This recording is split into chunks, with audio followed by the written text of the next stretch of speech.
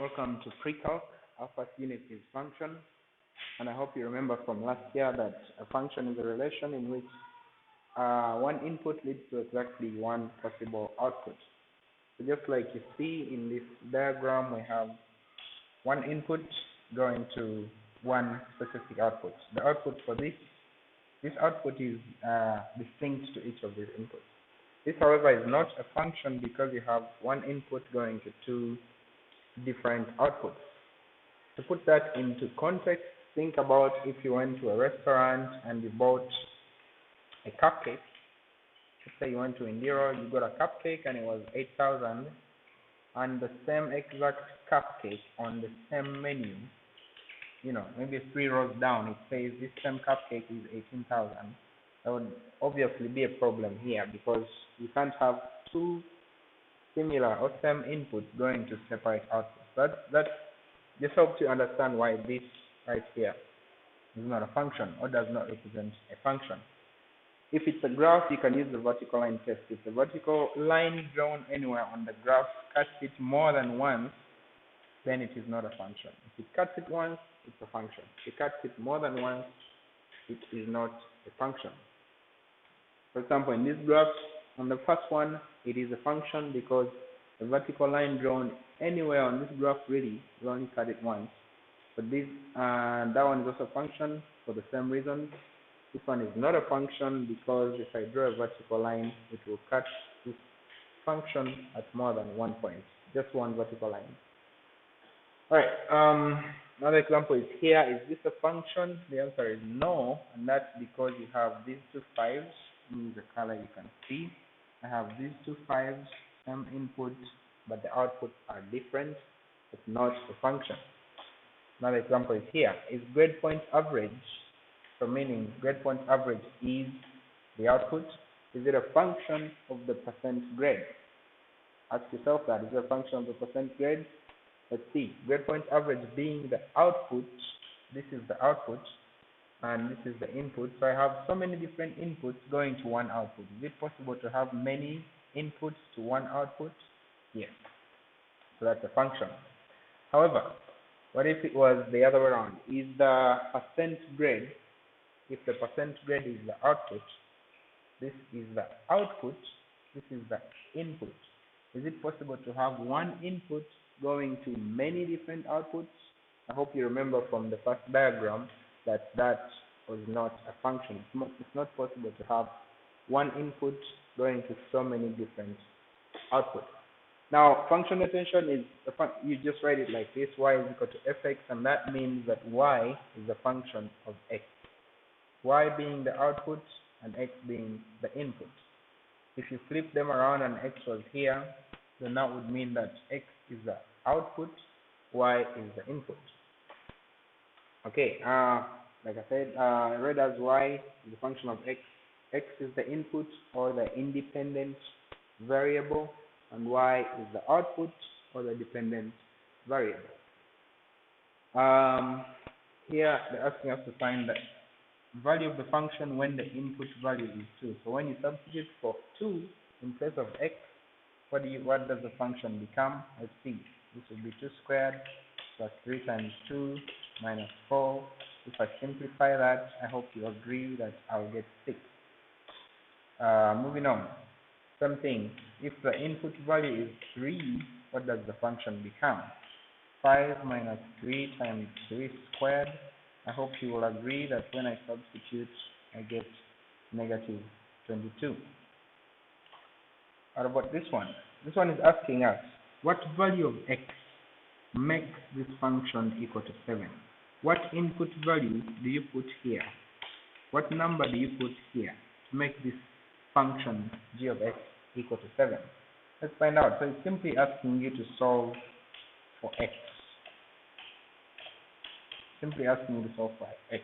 Now if I rearrange this, you can rearrange this according to your excellent algebra skills which have been developed over the years. I hope you agree that I get 3x squared equals 12, and if I want to solve for x, I'll divide both sides by 3, and I get x squared equals 4.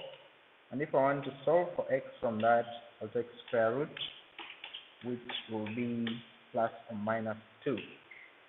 That means there are two different input values that can give me an output value of negative 7 for this function. F of a, again, substitute for x in this function with a. This will be a squared plus 3a minus 4.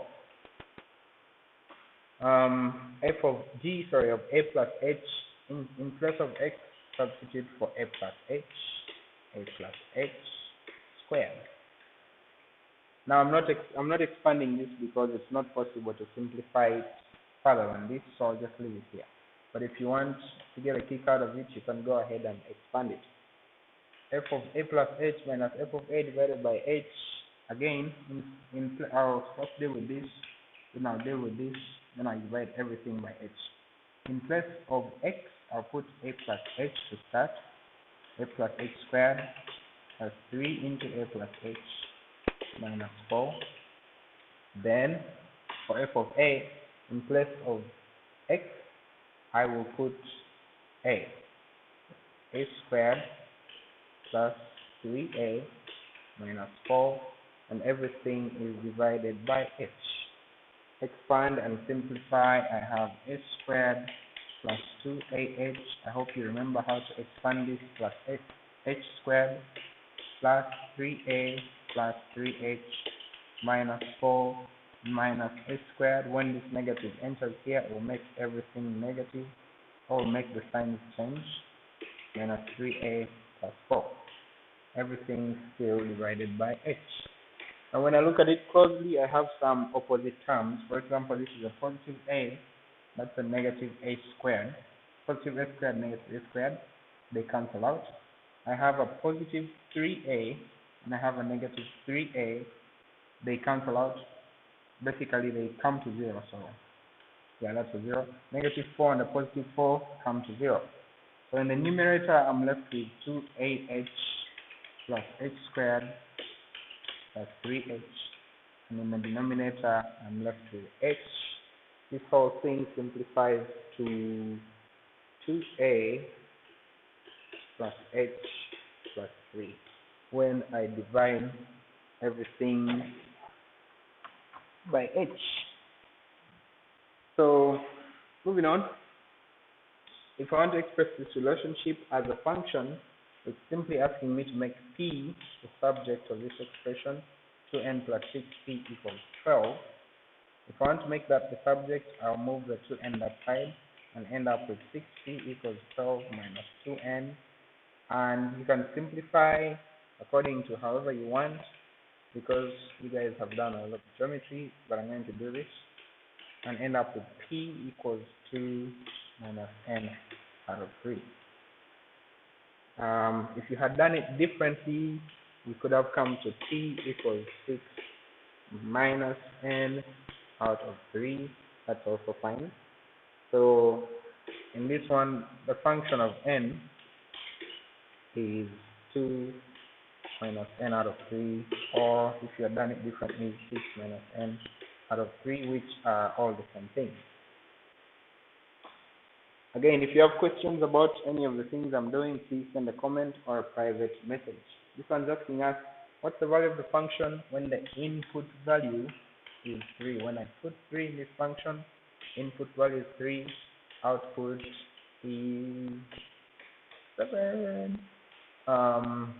This one is asking me for which input value, which number do you put here to get an output value of 6.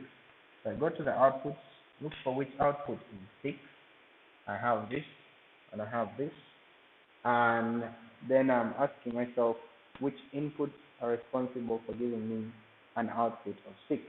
So the two inputs are that and that, which is 2 and 4. Evaluate f2 in this function. What is the value of the function when the input value is 2?